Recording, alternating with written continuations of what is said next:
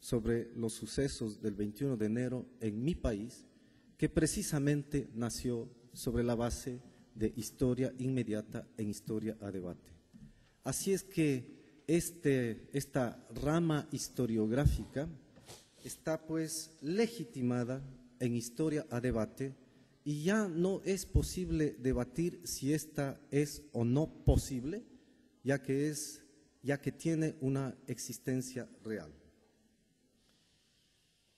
En segundo lugar, historia inmediata e historia latinoamericana.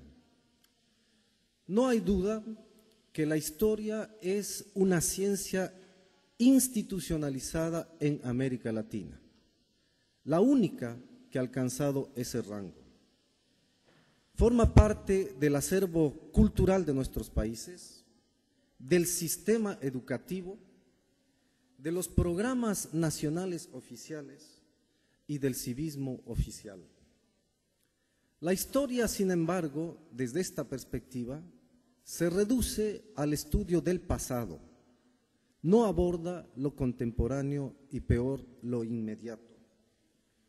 La historia, además, en este mismo sentido, choca con las tendencias profesionalizantes en las sociedades latinoamericanas, ya que como ciencia se ha quedado reducida al ámbito universitario y al ámbito académico. No logra penetrar total e inmediatamente al ámbito educativo.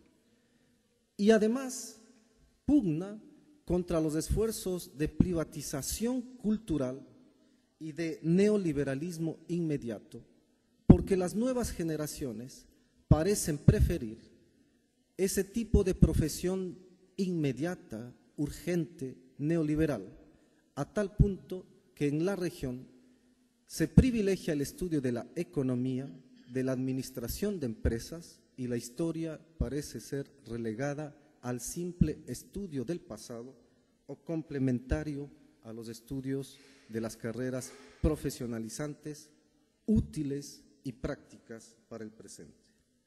Se impone, por tanto, un cambio de enfoque en la historia. Necesitamos estudiar el presente, reflexionar sobre lo inmediato y tratar de que estas reflexiones se introduzcan en los sistemas sociales y en el sistema educativo. Tercero, la inmediata América Latina. Hasta los años 70, en América Latina se confió en el papel orientador del Estado para el desarrollo económico. Se promovieron en los 60s y los 70s cambios estructurales en un marco de neoguerra fría, pero que de todas maneras condujo a que prácticamente los gobiernos latinoamericanos asimilaran las políticas de reforma agraria, industrialización sustitutiva de importaciones, integración, vinculación a un mercado latinoamericano regionalizado, etc. Desde los años 80, y esto no tengo para qué redundar en datos si son conocidos, el modelo ha cambiado. Chile es el que inicia bajo la dictadura de Pinochet, pero continúan los otros gobiernos a partir de la crisis de la deuda de México de 1982. Y de esta manera se abandona el papel promotor del Estado, se confía en el papel rector que deberá tener la empresa privada hacia el futuro, sin considerar incluso la calidad de las burguesías latinoamericanas, nada afectas a hacer, por ejemplo, cambios sociales promocionales como los que se podrían comparar con los estados de bienestar europeos.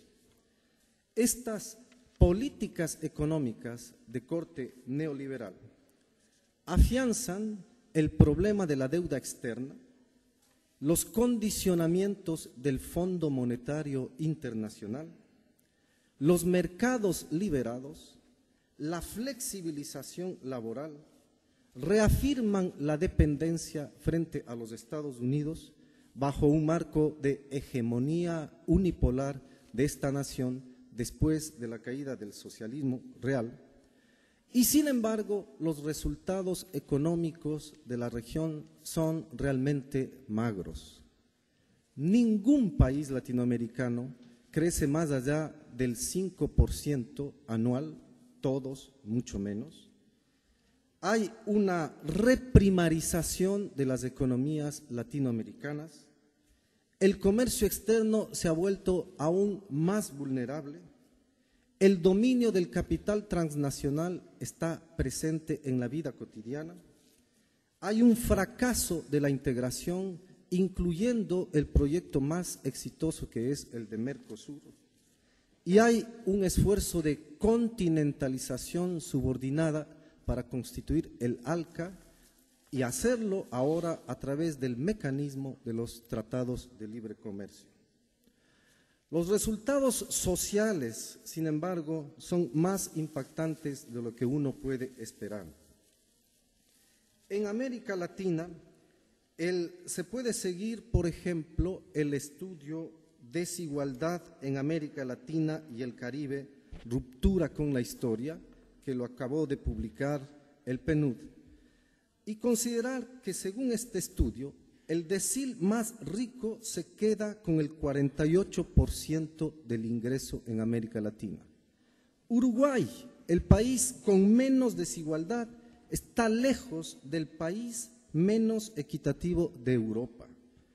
Los objetivos del desarrollo del milenio de las Naciones Unidas propenden a que en el año 2015 se reduzca la pobreza a la mitad.